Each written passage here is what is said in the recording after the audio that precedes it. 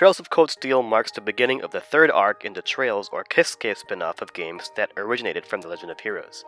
It's actually the sixth game in the series, though the third through fifth games never made it out in the West, and there are no plans to as of right now. However, since the action takes place in an entirely different place in the world, it's okay for newcomers of the series to start here and not miss much. The game takes place in Erebonia, the empire in northern Zemuria known primarily for their military, as well as their progression with orbital technology. Trails of Cold Steel immediately puts players in the thick of a conflict at a military base, controlling a group of students in red-clad attire. You don't know who anybody is, and you don't know what exactly is happening. You just know that it's big, and you get to try out the game's battle system in its most juiced form. But it's after that where the game becomes more routine.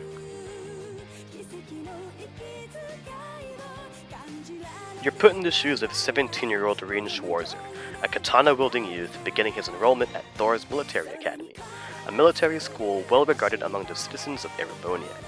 It's here where Rien is placed into Class 7, an outlying class combining students of both noble and common blood. Erebonian life features a clear-drawn line between the lower and upper class, which is rather interesting and comes off a little surprising after playing Trails in the Sky, because the Liberal Kingdom didn't have such a problem. With that, those who have played Trails in the Sky will appreciate Falcom's take on the cultural differences in the regions covered in the series' lore, as well as familiarity with the game's overall feel. Though it's the series' first foray into 3D, the game feels like a Trails title through and through. Like Trails in the Sky before it, Trails of Cold Steel is huge on both character development and world building. While some will argue that it's fluff, Falcom prides itself in the fact that almost each of the game's NPCs are unique with separate attitudes, and that much is attributed in the game's well-written dialogue, as each NPC will say something different when you talk to them at least twice. In regards to the more vital as well as playable characters, the noble versus commoner conflict is only one of the many problems each party member will face as the game progresses. The game will undoubtedly draw comparisons to the Persona series due to the amount of action that takes place in its classic setting. So aside from studying and taking tests, much of the game's character development and plot-related content requires you to perform tasks that could be as minuscule as making small deliveries, or ridding an area of monsters. Or, the requests can be grander in scale, like the monthly request made by Thor's principal to explore the abandoned old schoolhouse that seemingly undergoes magical interior changes time after time, a lot like Persona 3's Tartarus. In addition to the school's happenings, Class 7 is also tasked with field studies, and this is where the series' signature world building takes much of its shape.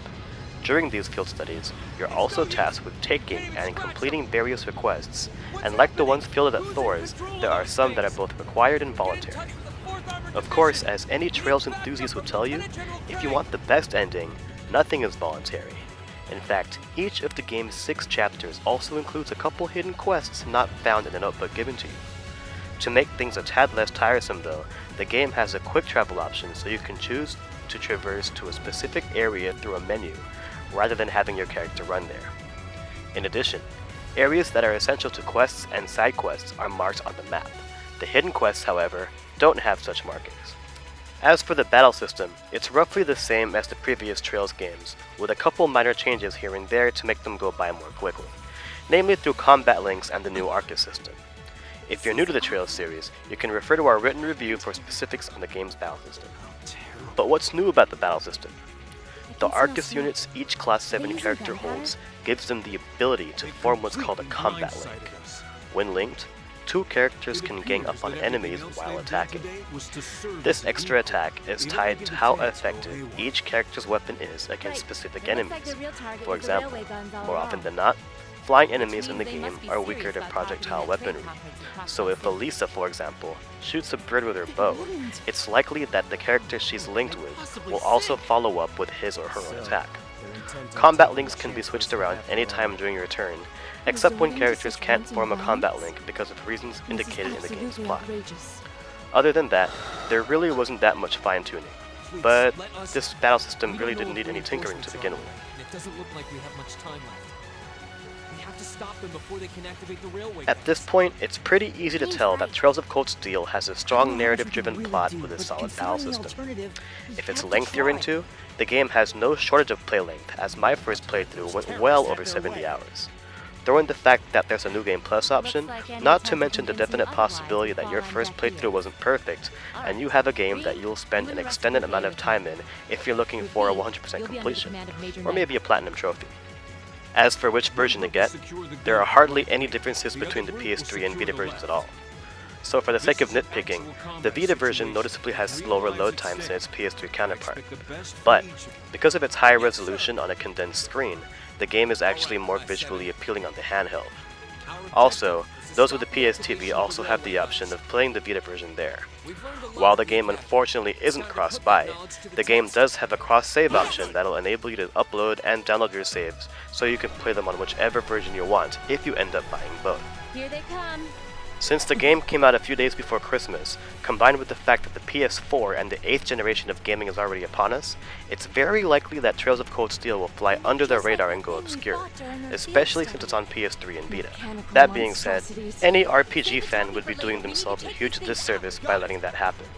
The Trails games are among the most superb JRPGs on the market, and XSEED has already invested in the franchise by confirming a 2016 release for its sequel. Be that as it may, Trails of Cold Steel is a superb game best experienced by those who've already immersed themselves in Trails lore. So while the game is still enjoyable without playing Trails in the Sky, I'd still wholly recommend picking those games up and finishing them before moving on to this one. You don't need to, but doing so makes this good game great, and it's a more affordable method of knowing whether this series is for you. And if you're an old school JRPG fan, this should be the series for you.